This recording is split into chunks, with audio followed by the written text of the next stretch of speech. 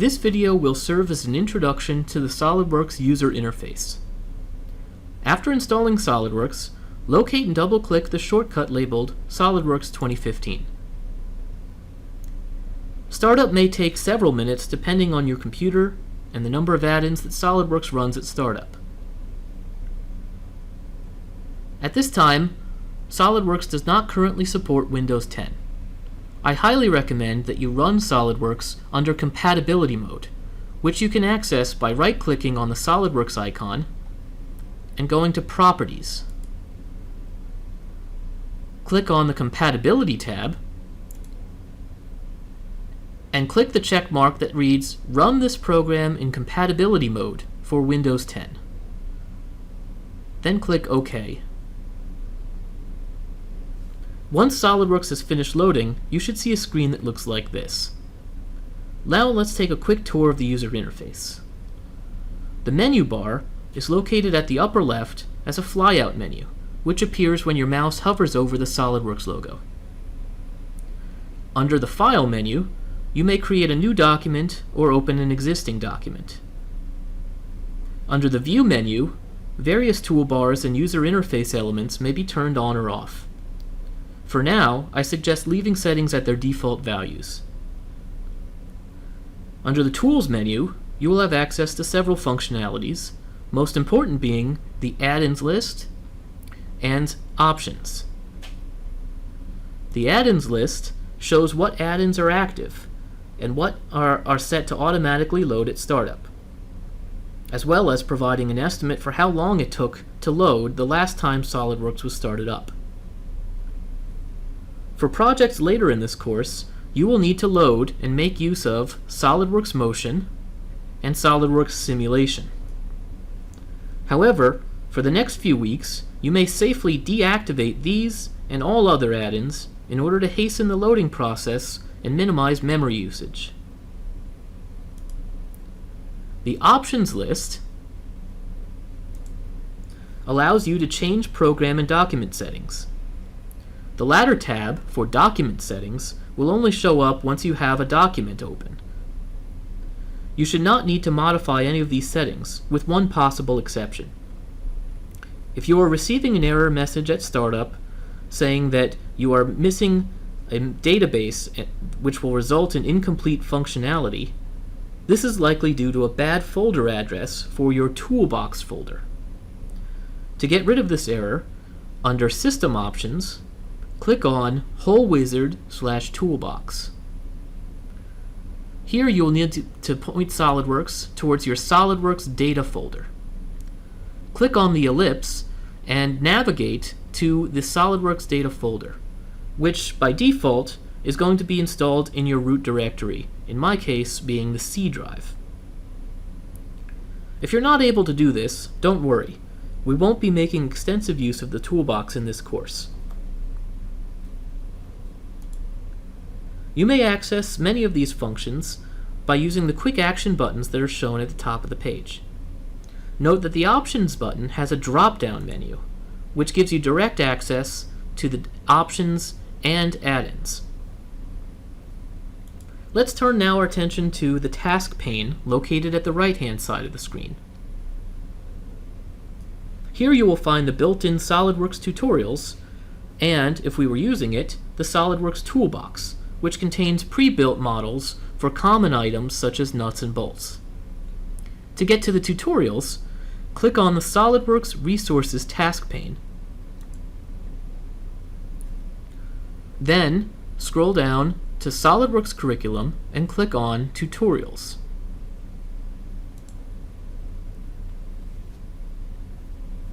These tutorials are sorted into a variety of categories. For example, Getting Started, Basic Techniques, Advanced Techniques, Design Evaluation, and Simulation. The tutorials provide step-by-step walkthroughs, so pay close attention to the directions. It's very easy to miss important details. I've already completed most of these tutorials, including the Introduction to SOLIDWORKS tutorial. I'll now open the part that you would be making in this tutorial, called a pressure plate.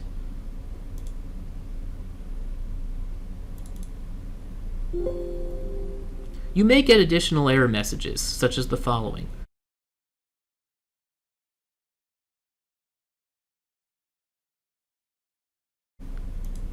Click OK,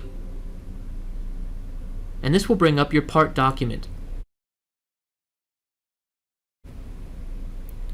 This shows the model in the graphics area.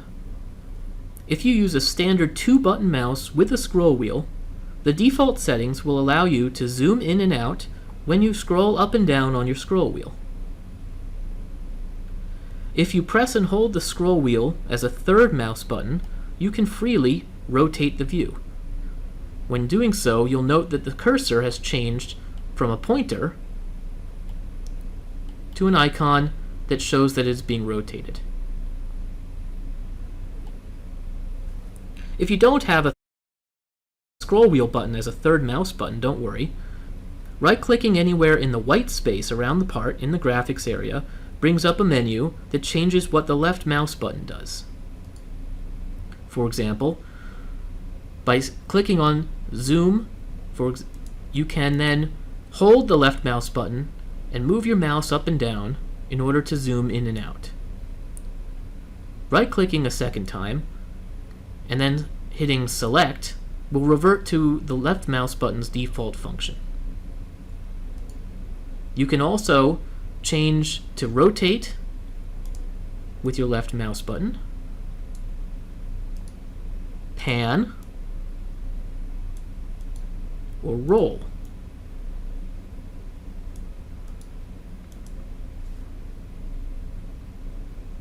You may also find these options on the View Control toolbar, located at the center top of the part document window. Here you can zoom, change views, and change the display properties of the part. Hover your mouse over the icons and a description will appear informing you of what the button does. For example, you can create a section view, which provides a cutaway view of the part. This is very useful when you're looking at an assembly and want to show the interior functionalities.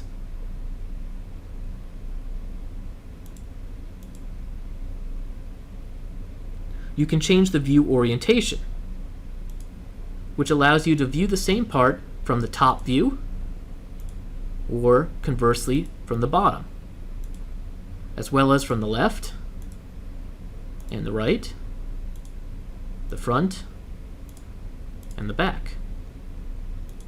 You also have options to create isometric views and other views, such as dimetric and trimetric views. By default, the graphics pane has a single view. However, if you wished, you could have 4 views simultaneously in the graphics area. In this case, by default, it shows the front, left, top, and trimetric views.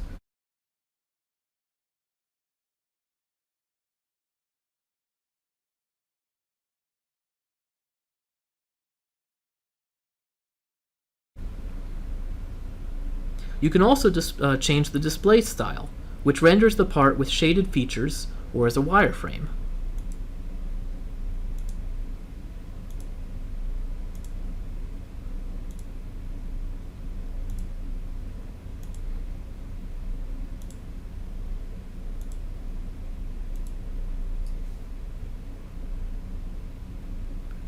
The next button, Hide or Show Items, is another drop-down that turns on or off items that includes the origin, reference planes, and centerline axes. On the current part, there are no axes that are shown, but many of the features have centerline axes of symmetry. To show these, click on View Temporary Axes. This allows you to select these temporary axes. For example, if you wanted to create a new sketch and revolve a feature about one of these axes, you could then modify the part geometry. You can then turn them off again by saying View Temporary Axes, which then hides them. The last 3 icons shown on the View control bar allow you to modify the appearance of the part, and that can include photorealistic renderings. If you have interest in creating high-quality graphics, I suggest you take a look at the PhotoView 360 add-in and the associated tutorials. On the left-hand side of the Part Document window is the Feature Manager design tree, which shows the sequence of commands and features utilized to create the solid model, as well as a number of other important features that we shall go over in a future video. On the very bottom of the Part Document window are a number of tabs. You won't need these now, but when we start to perform analyses on our solid models, including animation, motion, and simulation, these tabs will be the means by which we access and utilize these powerful tools. At the top of the screen is the Command Manager. This is a tabbed interface that provides different options depending on the active add-ins as well as the type of open document. It is through the Command Manager that we find commands and features in order to create 2D and sometimes 3D sketches and 3D models. For example, the Feature tab contains quick access buttons for common features, such as extrusions and revolutions, as well as fillets, patterns, and more. In other words, here you tell SOLIDWORKS what operations to perform upon your sketches to generate 3D models.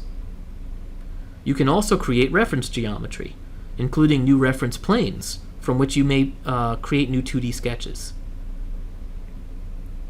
The Sketch tab provides quick access buttons for your common sketching commands, such as creating lines or various shapes, or for dimensioning your objects. Assembly documents will have additional tabs for creating what are called mates, which are the spatial relationships between parts and that describe how they fit together. Similarly, drawings will have another tab with commands that are useful for geometric dimensioning and tolerancing. Try your hands at the Introduction to SOLIDWORKS tutorial, as well as the tutorial lessons for parts, assemblies, and drawings.